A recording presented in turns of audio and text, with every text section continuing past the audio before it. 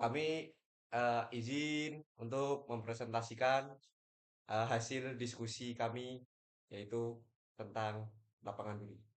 Terima kasih. Assalamualaikum warahmatullahi wabarakatuh. Izin, kami dari kelompok 5 ingin memperkenalkan diri. Eh, saya Zainul Halim dengan NIM 115230012 dan di samping saya Sidin Adriansa dengan Imahiran 020. Saya Nantra Pratama dengan NIM akhiran 023. Saya Muhammad Saif Ali dengan NIM akhir 075. Saya Kusnan Fajaria Rustam dengan NIM 90.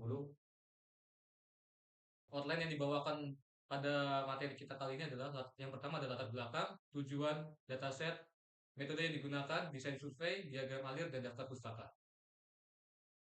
Untuk latar belakangnya, yang pertama lapangan di Duri Riau merupakan lapangan minyak berat dengan API sekitar 20-22 derajat dan viskositas yang sangat tinggi, sehingga mobilitas minyak rendah dan recovery primer hanya mencapai 6-8% UIP.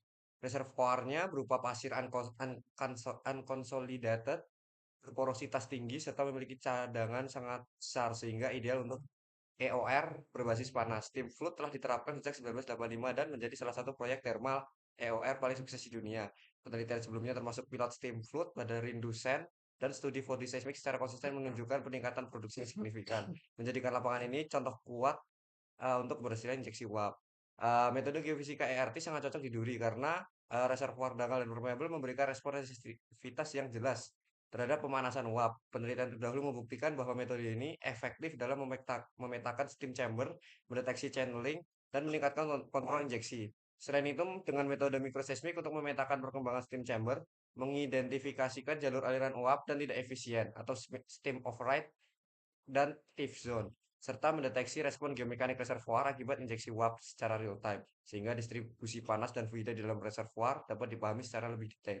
Kontrol injeksi dapat dioptimalkan dan sweep efisiensi dapat ditingkatkan sebagai upaya untuk memaksimalkan perolehan minyak tambahan, incremental recovery, pada zona-zona yang selama ini belum tersapu secara optimal.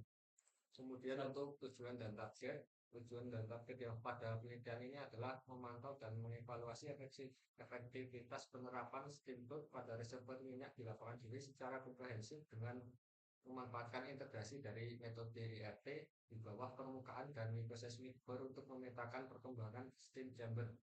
Kemudian mengidentifikasikan jalur aliran uap yang tidak efisien, steam overage, dan drift zone, serta mendeteksi respon geomekanik reservoir akibat injeksi uap secara real time sehingga distribusi panas dan fluida dalam reservoir dapat dipahami secara lebih detail.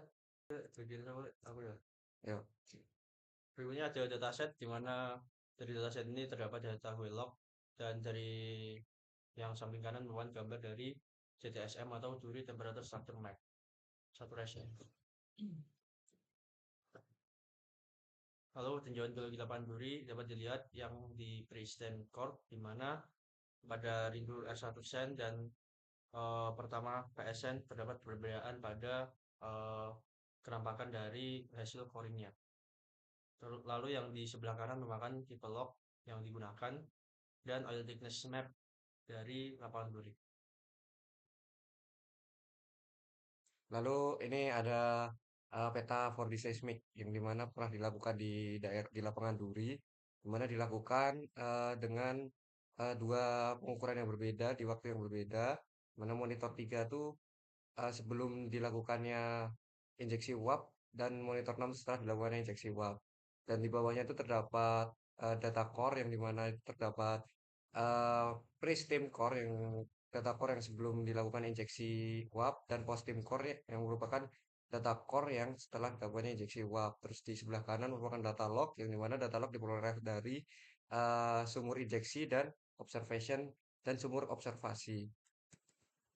Oke, berikutnya merupakan tinjauan pustaka yang digunakan pada penelitian kali ini. Yang pertama itu dari metode microseismic yang berjudul Passive Seismic Monitoring of Hydrofactor and Steam Injection in Heavy Oil Sands near Fort McMurray, Alberta, yang ditulis oleh DJ Gainesville 1992, yang mana dia menjelaskan kalau penelitian mengenai penerapan pasif seismik atau microseismic ini tuh dapat memantau proses hydrofracture dan steam injection pada reservoir minyak berat di formasi McMurray di daerah Fort McMurray, Alberta, Kanada. Selanjutnya tuh pada metode IRD kita menggunakan paper berjudul Electrical Resistance Tomography for Steam Injection Monitoring and Process Control yang ditulis oleh Ramirez dan kawan-kawan pada tahun 1995. Di paper ini dia membahas penggunaan IRT untuk memantau penyebaran steam di dalam reservoir selama proses steam injection. Yang selanjutnya adalah dari microseismic, yang mana dia merupakan getaran tanah selain gempa bumi, bisa berupa getaran akibat aktivitas manusia maupun aktivitas alam. Microseismic ini bisa terjadi karena getaran akibat orang yang sedang berjalan, getaran mobil, getaran mesin pabrik, getaran angin, gelombang laut, atau getaran alamiah yang terjadi secara alami. Lalu kita rekam untuk kita analisis. Selanjutnya ada metode ERT. Metode geofisika yang digunakan untuk memetakan distribusi resistivitas listrik di bawah permukaan secara 2D dan 3D. Metode ini bekerja dengan menginjeksi arus listrik melalui sepasang elektroda dan mengukur beda potensial pada elektroda lainnya. Dan di sini ada alat metode microseize. Yang pertama ada portable Paladin data, acoustic instrument. Nomor 2 installation beams. 3 ada kabel uniaxial accelerometer. 4 ada power adapter. Dan ini alat pengukuran metode ERT. Yang pertama itu ada resistivity meter dengan merek Konsul. 2 switch, 3 kabel elektroda, 4 elektroda, 5 tablet atau komputer, 6 botol atau cairan kontak. Kemudian ada konfigurasi, di mana pada penelitian ini konfigurasi tipe-tipe digunakan. Terus kemudian desain survei, di mana jumlah lintasan itu ada 8 lintasan dengan titik 81 dan konfigurasi IRT dipol-dipol. Untuk panjang lintasan yang kita gunakan pada metode IRT, kita menggunakan panjang lintasan sejauh 1 km dengan spacingnya 20 meter yang membentang memutari si titik sumber injeksi kita yang ada yang menghadap ke arah utara, timur, selatan, dan barat. Lalu ada juga 4 lintasan yang memotong masing-masing arah mata angin tersebut. Dan sedangkan untuk titik microseismic itu menggunakan spacing 500 meter dengan masing-masing spacingnya dengan jumlah titik 81 titik.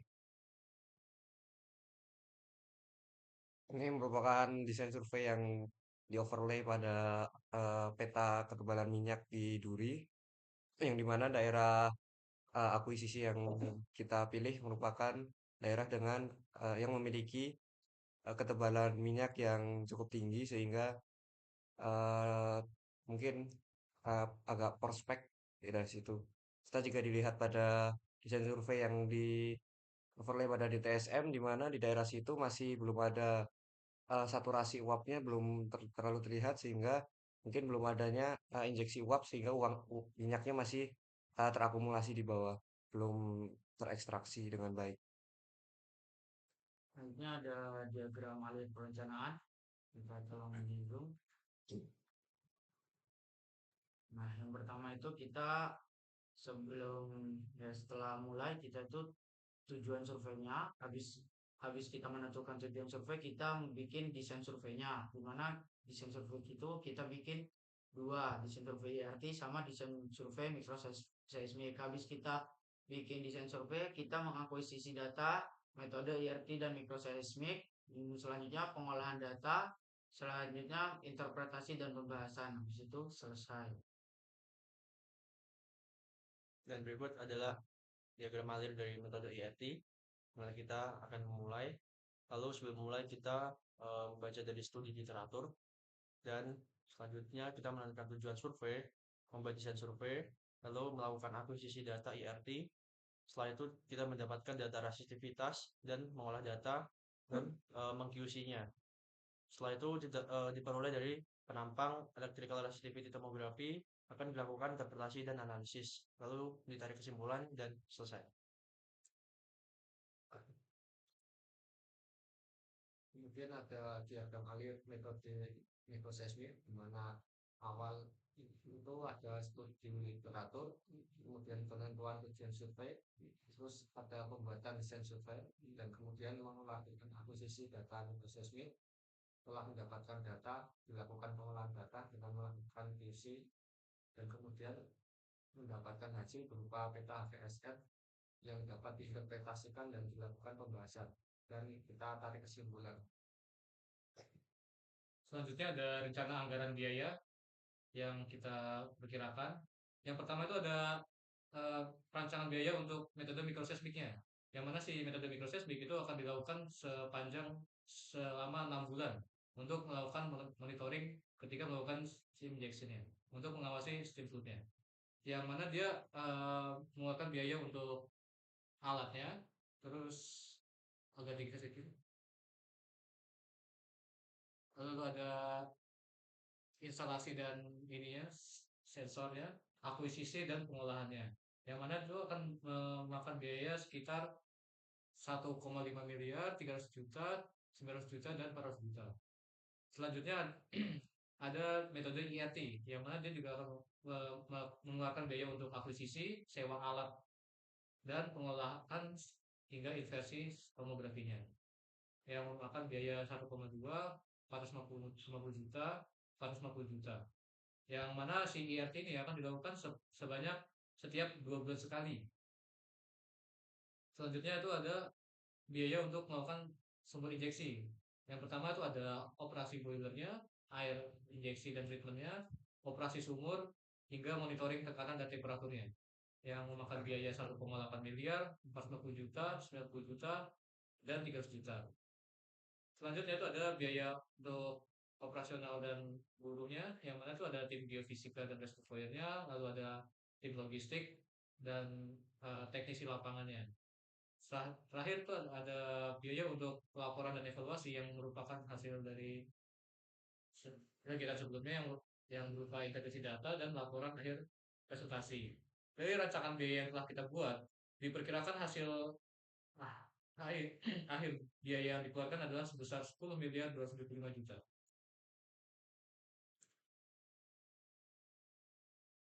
Dan berikut merupakan daftar pustaka dari sebagai referensi yang kami gunakan pada penelitian kali ini. Mungkin sekian dari pemaparan materi yang kami berikan.